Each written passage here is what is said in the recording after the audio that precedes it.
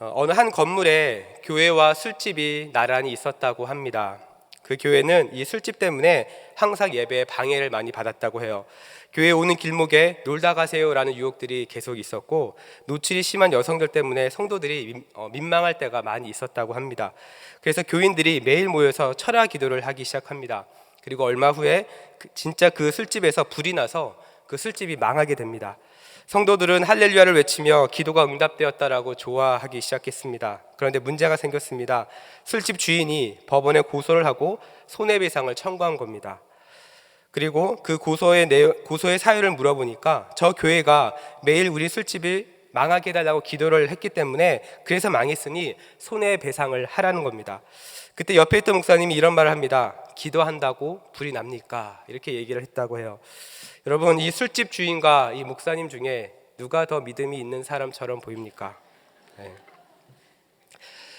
오늘 제가 이 말씀을 드리는 이유는 바로 오늘 본문이 이 믿음에 관한 내용이기 때문에 그렇습니다. 오늘 우리가 읽은 이 본문은요, 여러분이 너무나도 잘 아는 말씀입니다. 예수님께서 맹인이면서 거지였던 이 바디메오의 눈을 고쳐 주신 겁니다. 이 바디메오가 고침을 받을 수 있었던 그 이유를 주님은 다음과 같이 말씀하시죠. 내 믿음이 너를 구원하였느니라.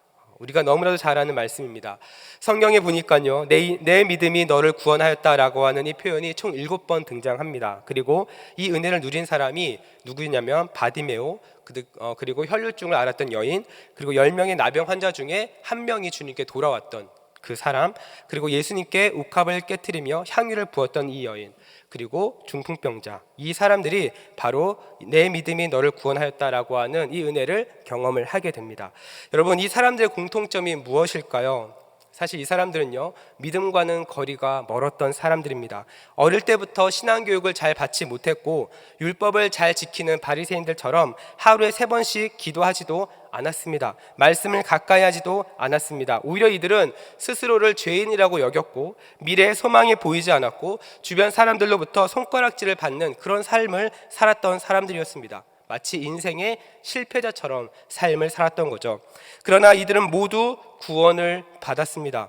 그리고 주님은 이 구원의 전제 조건을 믿음이라고 이야기를 하고 있죠. 여러분, 그렇다면 이 믿음이라고 하는 건 무엇일까요? 많은 사람들이 이 믿음이라고 이야기할 때 사실 어려워하는 구절이 하나 있습니다. 바로 마태복음 17장 20절인데요. 우리 한 목소리 한번 읽어보겠습니다. 시작. 이르시되 너희 믿음이 작은 까닭이니라. 진실로 너에게 이르노니 만일 너희에게 믿음이 겨자씨 하나만큼만 있어도 이 산을 명하여 여기서 저기로 옮겨지리라 하면 옮겨질 것이요 또 너희가 못할 것이 없으리라. 아멘. 여러분, 겨자씨만한 믿음, 여러분 많이 들어보셨죠? 저는 이 말씀을 사실 보고 또 읽을 때마다 마음에 찔림들이 있습니다. 나의 믿음은 어떤가? 나의 믿음은 과연 겨자씨만한 믿음이 있는가? 여러분, 겨자씨 사이즈는요, 우리가 알다시피 약 1mm 정도밖에 되지 않습니다. 1mm면요, 쌀 한 톨보다 작습니다. 그런데 이 작은 겨자씨가 나중에 자라면 3m, 4m 이렇게 커지게 되죠. 예수님은 이렇게 작은 겨자씨만한 믿음이 있어도 하나님의 역사는 일어난다라고 말합니다. 그리고 못할 것이 없다라고 말씀을 하시죠. 그렇다면 여러분, 실제 여러분은 이러한 믿음을 가지고 살아가고 계신가요? 주님이 말씀하신 것처럼 못할 것이 없다, 이 겨자씨만한 믿음만 있으면 못할 것이 없다라고 말씀을 하시는데 여러분은 어떠한 삶을 살고 계십니까? 우리는요, 이 말씀을 비춰보면 때로는 우리 자신이 너무나도 작게 느껴질 때가 많이 있는 것 같습니다. 스스로 믿음이 없는 사람처럼 느껴질 때가 있는 것 같습니다. 왜냐하면 교회에 출석은 하지만 산이 옮겨질 만한 역사를 경험하거나 항상 모든 일이 잘 풀리는 것은 아니기 때문이죠. 사람들은 실제 교회를 다니고 하나님을 믿으면 삶의 극적인 변화들이 나타난다고 생각합니다. 그런 것을 기대합니다. 공부하는 자녀들은 성적이 올라가고 취업을 준비하는 우리 자녀들은 취업이 되고 사업을 하는 분들은 사업이 번창하는 이런 기대를 하게 되죠. 하지만 이러한 일들이 분명히 일어나기는 하지만 자주 일어나지는 않습니다. 그래서 정말 아이러니한 것은 무엇이냐면 교회를 다니면서 신앙생활을 하는데 신앙생활의 가장 큰 장애물 중에 하나가 뭐냐? 바로 믿음이라는 거예요. 믿음이 없다는 것이 아닙니다. 믿음이 잘못됐다는 것이 아닙니다. 제대로 된 믿음을 갖지 못한다는 거죠. 여러분, 제대로 믿는다. 여러분, 이것이 무슨 의미일까요? 교회 봉사 많이 하고 예배 잘 드리면 제대로 믿는 것일까요? 아니면 수련회 가서 부흥회 때 혹은 영적 각성 집회 때 뜨겁게 기도하고 찬양하면 제대로 믿는 것일까요? 물론 이러한 모습도 제대로 된 믿음이라고 할 수 있습니다. 그러나 이런 현상이 우리의 믿음의 기준이 된다고 한다면 현상이 나타나지 않을 때는요, 쉽게 낙심하게 됩니다. 그리고 자신의 믿음에 대해서 의심하기 시작하죠. 우리가 연약해도 실패해도 부족해도 다시 일어날 수 있는 이유는 믿음은 나로부터 시작되는 것이 아니라 하나님으로부터 시작되기 때문입니다. 내가 하나님을 믿기로 선택한 것이 아니라 하나님께서 우리를 먼저 선택해 주셨고 우리에게 은혜를 부어주셨기 때문이라는 거죠. 그래서 하나님에 대해서 잘 알지 못하면요, 제대로 된 믿음을 가질 수가 없습니다. 호세아 6장 3절을 보니까 다음과 같이 말합니다. 우리 한 목소리 읽어보겠습니다. 시작. 그러므로 우리가 여호와를 알자, 힘써 여호와를 알자. 그의 나타나심은 새벽 빛같이 어김없나니 비와 같이 땅을 적시는 늦은 비와 같이 우리에게 임하시리라 하니라. 사랑하는 여러분, 우리가 하나님을 알면, 우리가 힘써서 하나님을 알면 지금 당장 내가 원하는 대로 일이 풀리지 않아도 늦은 비를 기다릴 수 있는 믿음이 생기는 것입니다. 이 믿음이 우리를 더 성장하게 하는 것입니다. 이 믿음이 하나님의 역사를 경험하게 하는 것이죠. 그래서 우리는 하나님을 알면 알수록 세상과 구별된 그런 믿음의 사람으로 우리가 살게 되는 것입니다.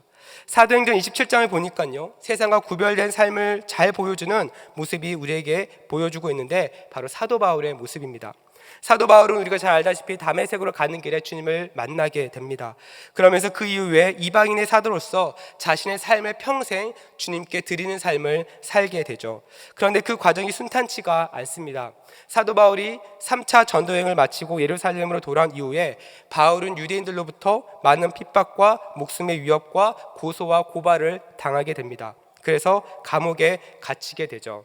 그러면서 벨릭스와 베스도 그리고 아그리빠 왕까지 이런 사람들을 거쳐가면서 재판을 받게 됩니다. 그런데 바울을 향한 죄를 찾을 수가 없게 되죠.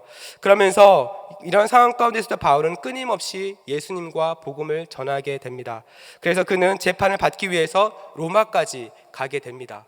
이 사도 바울이 이제 로마로 가기 위해서 배를 타고 가는데, 이때 바울은 과거의 전도여행의 경험이 있기 때문에 이 항해를 하는, 이 바다로 가는 일정을 우리가 좀 미루자고 이야기를 합니다. 왜냐하면 가다가 풍랑을 만날 수도 있기 때문이죠. 하지만 이때 바울의 신분은 죄수였습니다. 그래서 아무도 그의 말을 듣지 않게 됩니다. 당연히 바울의 제안은 무시당하게 됩니다. 배는 일정대로 출항을 하게 되는데요, 그런데 얼마 가지 않아서 바울이 얘기했던 대로 큰 풍랑이 일어나기 시작합니다. 사람들은 배 안에 물건을 바다로 던지기 시작을 하고요, 그럼에도 불구하고 강풍은 줄어들지 않고 더 심하게 되죠. 그래서 목숨의 위협을 경험하게 됩니다. 이때 사람들은 불안해하며 떨고 있습니다. 그런데 사도 바울은 다음과 같이 말합니다. 사도행전 27장 22절입니다. 우리 한 목소리 읽겠습니다. 시작. 내가 너희를 권하노니 이제는 안심하라. 너희 중에 아무도 생명에는 아무런 손상이 없겠고 오직 배뿐이리라. 여러분, 사도 바울이 이렇게 말할 수 있는 근거가 무엇입니까? 사도 바울이 그 사람들에게 이제는 안심하라 이렇게 말할 수 있는 근거가 무엇입니까? 하나님의 사자가 사도 바울에게 하나님께서 함께 하신다라고 하는 말을 했기 때문에 그렇습니다. 그 말씀이 있었기 때문이죠. 그렇기 때문에 바울은 폭풍 속에서도 하나님의 말씀을 믿고 있었기에 그는 평안하게 그 상황 가운데서 평안함을 느낄 수 있었고, 반대로 하나님을 모르는 사람들은 어떻습니까? 믿음이 없는 사람들은 여전히 불안해하며 떨고 있었던 겁니다. 이때부터 이 배의 주도권이 사도 바울에게로 넘어가요. 처음에 배에 있던 사람들은 바울의 말을 무시합니다. 그러나 이제는 바울의 말을 듣기 시작합니다. 여전히 폭풍 때문에 위험하고 배는 어떻게 될지 모르는 상황 가운데 있지만 그럼에도 불구하고 사람들은 바울의 말을 믿기 시작하고 바울의 말을 의지하기 시작합니다. 어떻게 이것이 가능할까요? 사도행전 27장 25절입니다. 우리 한 목소리를 읽습니다. 시작. 그러므로 여러분이여 안심하라. 나는 내게 말씀하신 그대로 되리라고 하나님을 믿노라. 하나님에 대한 믿음이 어떻습니까? 이 차이를 만들어내는 겁니다. 사랑하는 우리 성도 여러분, 우리 주님이 말씀하시면 그대로 됩니다. 우리 주님이 말씀하신 그 성경, 우리가 갖고 있는 이 성경은 신화와 같은 이야기가 아닙니다. 하나님의 말씀이며 과거나 지금이나 앞으로도 이루어가시는 살아있는 하나님의 말씀인 거죠. 히브리서 4장 2절은 다음과 같이 말합니다. 우리 한 목소리를 읽어볼까요? 시작. 그들과 같이 우리도 복음 전함을 받은 자이나 들은 바 그 말씀이 그들에게 유익하지 못한 것은 듣는 자가 믿음과 결부시키지 아니함이라. 여러분 어떻습니까? 제가 방금 말씀드린 것처럼 우리가 갖고 있는 성경은, 우리가 듣고 있는 이 말씀은 살아있는 하나님의 말씀입니다. 그런데 여러분, 우리가 이 말씀을 매일매일 경험하시나요? 이 말씀이 살아있는 하나님의 말씀이라고 여러분 믿고 계신가요? 사실 여기서 말하는 이 믿음과 결부시키지 아니함이라고 하는 이것은 영어 성경에 보니까 ESV 영어 성경은 united라고 하는 단어를 씁니다. 연합하다는 뜻이죠. 연합하다. 그러니까 이 단어를 쓰면서 믿음과 결부시키지 않았다라고 하는 것은 믿음과 연합되지 않았다라는 겁니다. NET 영어 성경은 join이라고 하는 단어를 썼어요. 가입하지 않았다는 거죠. 믿음이 말씀과 서로 연결되지 않은 것, 가입되지 않은 겁니다. 연결되지 않은 겁니다. 여러분, 믿음은요, 누가 얼마나 더 충성하느냐, 얼마나 더 헌신하느냐가 아닙니다. 바로 하나님에 대해서 정확하게 아는 겁니다. 하나님을 정확하게 알려면 어떻게 해야 될까요? 말씀을 통해 하나님을 발견하는 겁니다. 말씀과 나의 믿음이 연결되는 것입니다.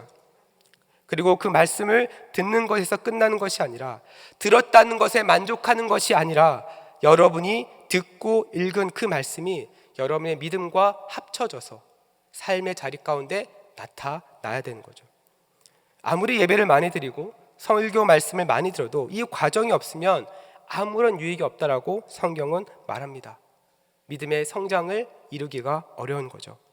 여러분, 그렇다면 우리는 이러한 믿음을 어떻게 소유할 수 있을까요? 이러한 믿음을 가진 사람은 어떠한 모습을 우리에게 보여주고 있습니까? 오늘 본문을 그것을 가지고 한번 살펴보기를 원합니다. 오늘 본문은요, 우리에게 믿음이 임했을 때 어떤 모습이 나타나는지 우리에게 보여주고 있는데, 그 부분을 어떤 것이 있는지 하나씩 살펴보도록 하겠습니다. 첫 번째로, 믿음이 있는 사람은요, 주님께 나오는 사람입니다.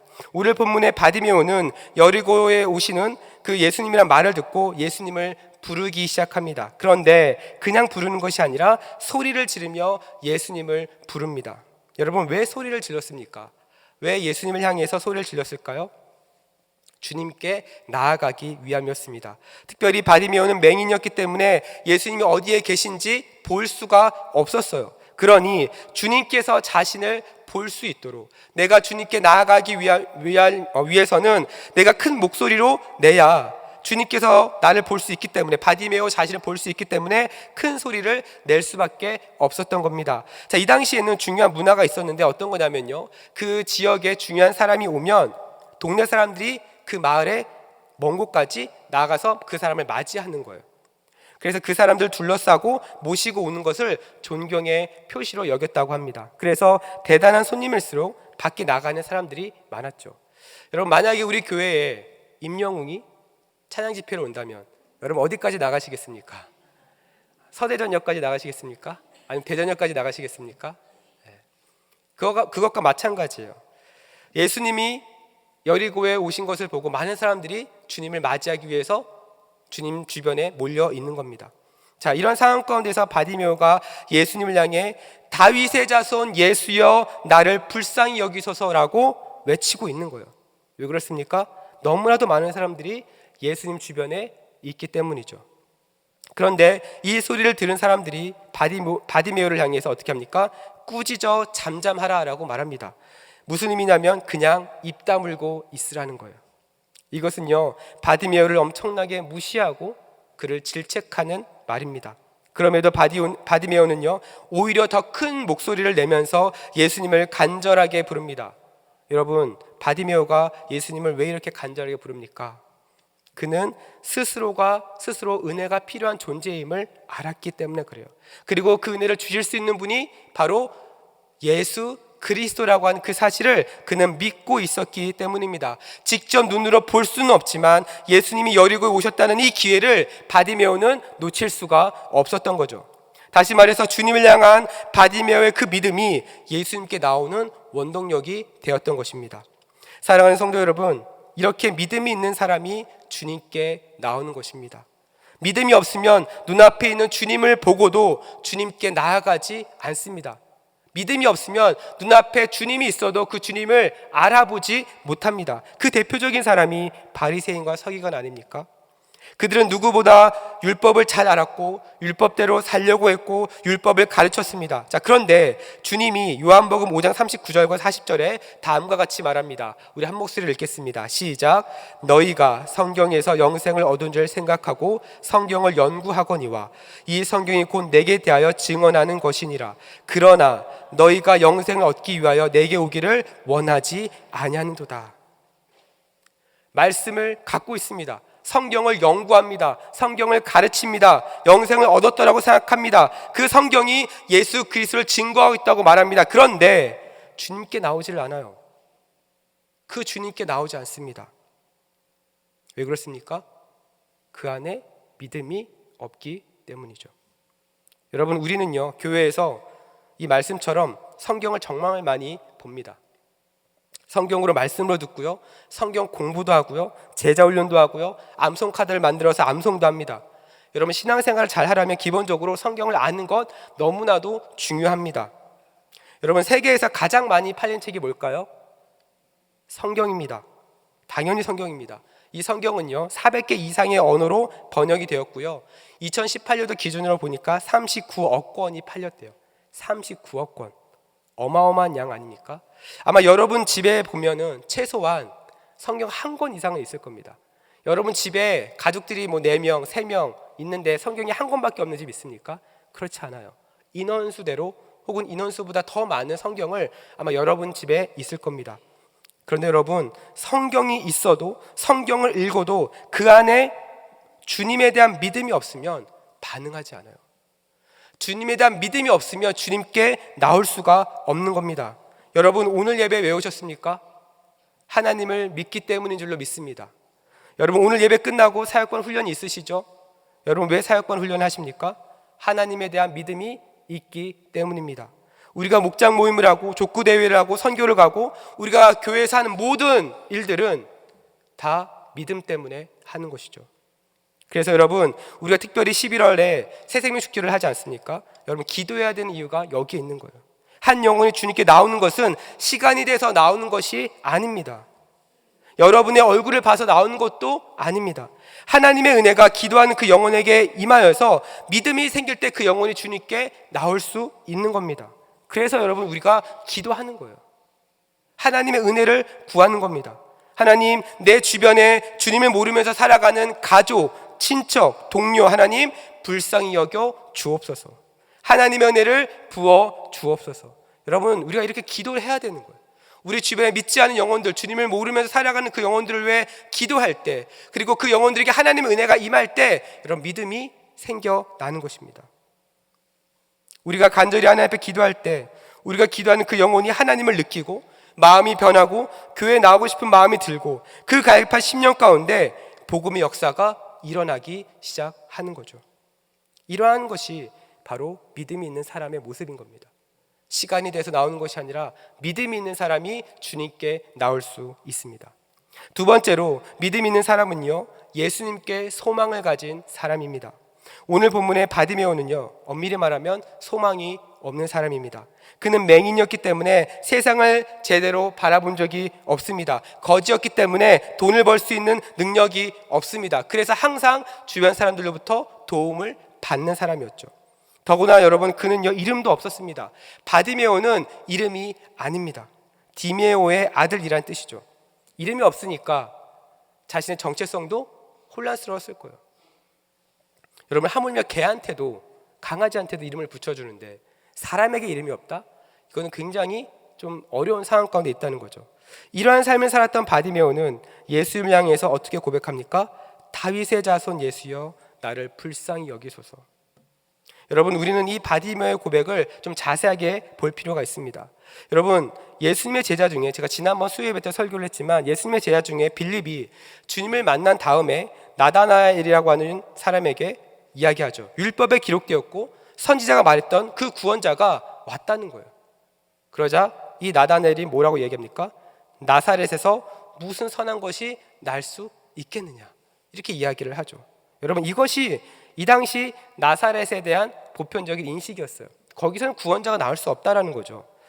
이러한 곳에서, 이러한 나사렛에서 다윗의 자손, 왕의 자손이 나올 수 있다? 이것은 불가능하다고 생각을 했던 겁니다. 자, 그런데 이 놀라운 사실을 앞을 보지도 못하고 이름도 없이 바닷가 같은 인생을 살고 있는 바디메오의 입술에서 나오는 거예요.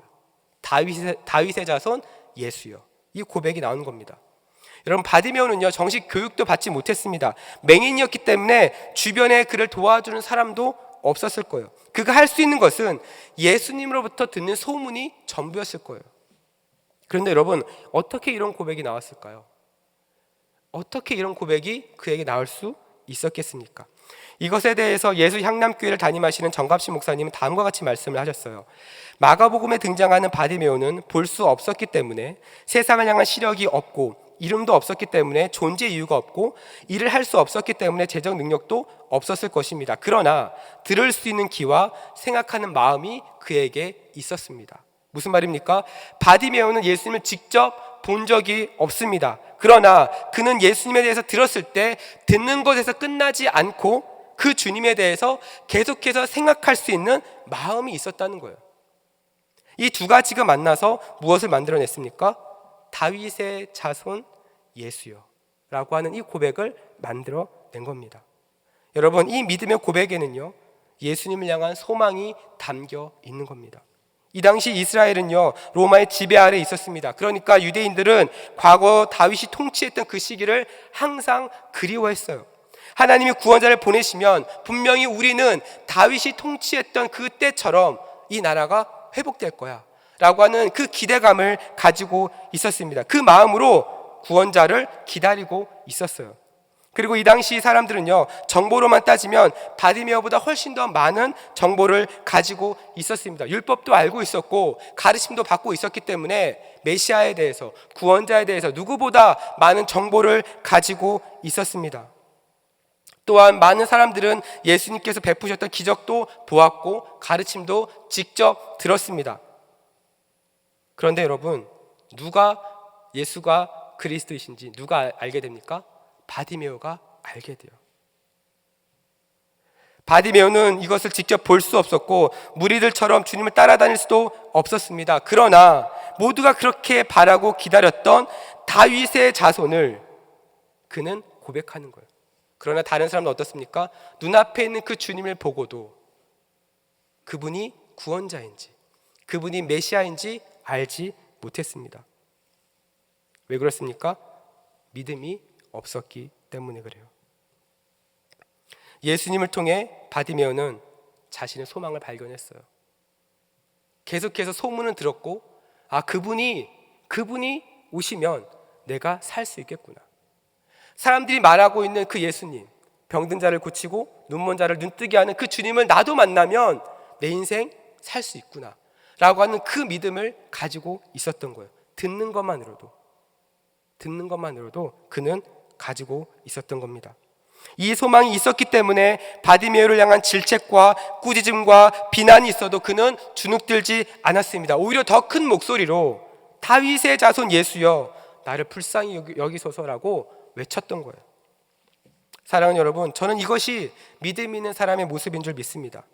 여러분, 믿음 있는 사람은요, 쉽게 좌절하지 않습니다. 쉽게 낙심하지 않습니다. 왜냐하면 하나님께서 함께 하시기 때문이죠. 하나님을 믿는 우리가 하나님의 뜻대로 살면서 때로는 비판의 소리도 들을 수 있습니다. 때로는 비난의 소리도 들을 수 있습니다. 때로는 손해볼 때도 있습니다.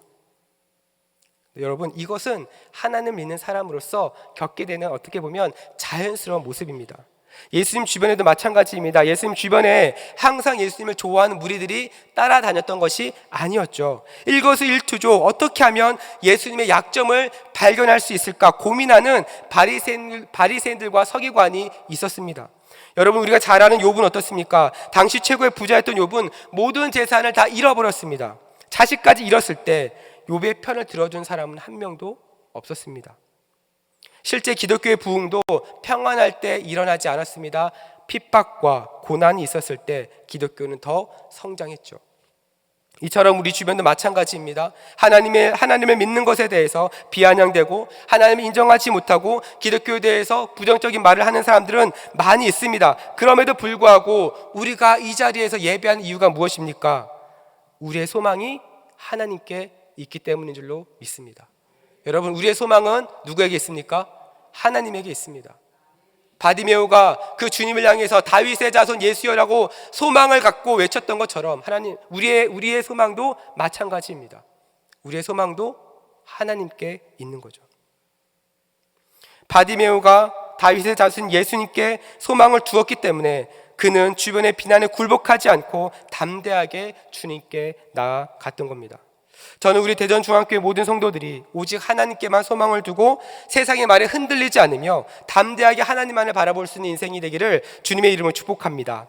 자, 마지막 세 번째로 믿음 있는 사람은요, 주님을 따라가는 사람입니다. 다윗의 자손 예수여라고 하는 이 바디메오의 간절한 부르짖음은 분명 예수님의 귀를 사로잡았을 겁니다. 왜냐하면 주변에 아무도 그를 향해서 그렇게 얘기하는 사람이 없었거든요. 그래서 49절에 예수님은 바디메오를 부르시죠. 드디어 바디메오가 예수님 앞에 나오게 됩니다. 그리고 소문으로만 들었던 그 예수님의 목소리를 직접 듣게 되죠. 뭐라고 말씀하십니까? 내게 무엇을 하여 주기를 원하느냐? 내게 무엇을 해주기를 원하느냐? 여러분, 바디메오는요, 아마도 이 말을 처음 들어봤을 거예요. 이 당시 맹인은 죄인 취급을 받았습니다. 그렇게 아무도 그에게 주목하지 않았습니다. 죄 때문에 세상을 보지 못하고 거지로 사는 모습에 대해서 주변 사람들은 어쩌면 그를 향해서 당연하다고 여겼을 겁니다. 그러나 주님은 말씀하십니다. 내게 무엇을 해주기를 원하느냐? 우리의 인생도 마찬가지입니다. 우리의 인생 가운데 좌절하고 낙심 가운데 있을 때 주님의 마음은 무엇입니까? 내게 무엇을 하여 주기를 원하느냐? 여러분, 이것이 여러분을 향한 주님의 마음입니다. 하나님은요, 우리를 자녀 삼으실 때 우리를 자신의 목적을 이루기 위한 수단으로 우리를 부르신 것이 아니에요. 하나님이 여러분을 하나님의 자녀 삼으신 것은 여러분에게 어떤 일만 맡기고 너 한번 잘해봐라, 내가 맡긴 일 잘하는지 한번 보자, 이것을 위해서 부르신 것이 아닙니다. 주님의 마음이 무엇일까요? 민수기 6장 24절과 26절 우리 한 목소리를 읽습니다. 함께 읽습니다. 시작. 너를 지키시기를 원하며 여호와는 그의 얼굴을 내게 비추사 은혜 베푸시기를 원하며 여호와는 그 얼굴을 내게로 향하여 드사 평강 주시기를 원하노라 할지라. 주님의 마음이 무엇입니까? 우리 주님은요, 여러분에게 복을 주시는 분이십니다. 우리 주님은요, 여러분을 지키기를 원하시는 분이십니다. 우리 주님은 여러분에게 은혜 베푸시기를 원하시는 분이시고 우리 주님은 여러분이 평안하기를 원하십니다. 오늘 본문에 바디메오를 대하는 그 주님의 마음도 마찬가지예요. 세상은 바디메오에게 주목하지 않지만 주님은 그 바디메오를 주목하고 계시는 겁니다. 내게 무엇을 하여 주기를 원하느냐? 여러분, 이 말은 예수님의 질문에 이 바디메오가 뭐라고 대답합니까? 선생님이여 보기를 원하나이다. 그 어느 누구에게도 마음은 당연히 보고 싶었을 거예요. 그러나 그 어느 누구에게도 이 말을 할 수가 없었을 겁니다. 왜냐하면 보게 해줄 수 있는 능력 있는 사람이 없었거든요. 그 주님을 이제 만난 겁니다. 마음속에 하고 싶어도 입으로 꺼낼 수 없었던 그 말, 내가 보기를 원하나이다. 이 말을 주님께 하죠. 예수님께서 뭐라고 말씀하십니까? 가라, 내 믿음이 너를 구원하였느니라. 여러분, 바디메오는요, 눈을 뜨게 되었고 보게 되었습니다. 여러분, 정말 놀라운 장면 아닙니까? 앞을 보지 못해 세상과 단절되었고 앞을 보지 못해 죄인 취급받았던 그 바닥과 같은 그의 인생이 이제는 바닥에서 일어나 새로운 삶을 살 수 있게 된 거예요. 이제는 직업도 가질 수 있고 결혼도 할 수 있고 다른 사람들처럼 평범하게 즐길 수 있는 그 일상의 기쁨이 이 바디메오에게도 열린 겁니다. 여러분, 이러한 삶의 출발이 어디서부터 시작되었습니까? 믿음이에요. 믿음에서부터 시작이 됩니다. 그래서 주님이 뭐라고 말씀하십니까? 믿음이 너를 구원하였다 라고 말씀을 하시는 거예요. 그런데 여러분, 이 바디메오의 믿음의 끝이 무엇입니까? 주님을 따르는 것으로 마무리가 돼요. 자신이 그토록 원하고 바랬던 그 일이었던 눈을 뜨는 일이 이루어졌습니다. 그러면 보지 못했을 때 하고 싶었던 일들이 얼마나 많았을까요? 보고 싶었던 것이 얼마나 많았을까요? 가고 싶었던 것이 얼마나 많았을까요? 그런데 눈을 뜨고 나서 그가 했던 것이 무엇입니까? 주님을 따라가는 일이에요. 여행이 아닙니다. 내가 그동안 하지 못했던 일을 하려고 했던 것이 아니라 주님을 따라가는 것이었어요. 주님은 분명히 나를 따르라 라고 말씀하지 않으셨습니다. 가라. 이제 가도 돼. 너 구원받았어. 너 눈 떴어. 이제 가도 돼. 이렇게 말씀을 하셨어요. 바디메오는 자신이 눈을 뜬 모습을 아버지에게, 주변 사람들에게 보여주면서 그동안 자신이 인정받지 못했고 상처받았던 그 사람들에게 자신의 변화된 모습을 증명할 수도 있었습니다. 그러나 바디메오는 그렇게 하지 않죠. 눈을 뜨자마자 주님을 따라가는 삶을 살게 됩니다. 여러분, 바디메오가 왜 이렇게 했을까요?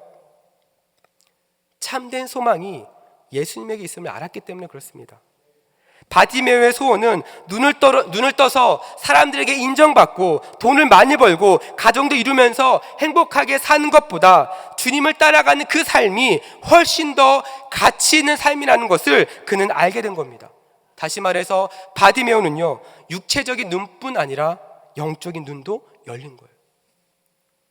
말씀을 마무리합니다. 사랑하는 성도 여러분, 오늘 본문에 등장하는 주님은요, 지금도 우리의 삶에서 역사하시는 분이십니다. 여러분 믿으십니까? 우리의 믿음대로 우리 하나님은 지금도 역사하실 수 있는 분입니다. 그런데 여러분, 많은 사람들이 이것을 잘 몰라요. 이 은혜를 많이 누리지를 못해요. 왜 그럴까요? 주님을 따라다녔던 그 무리들처럼 주님으로부터 무엇인가 얻기만을 원하는 거예요. 예수님 주변에 많은 무리들이 있었던 이유도 주님으로부터 무엇인가 얻고 싶었던 게 있었기 때문 아닙니까? 그런데 여러분, 오늘 본문의 바디메오의 믿음은 달랐습니다.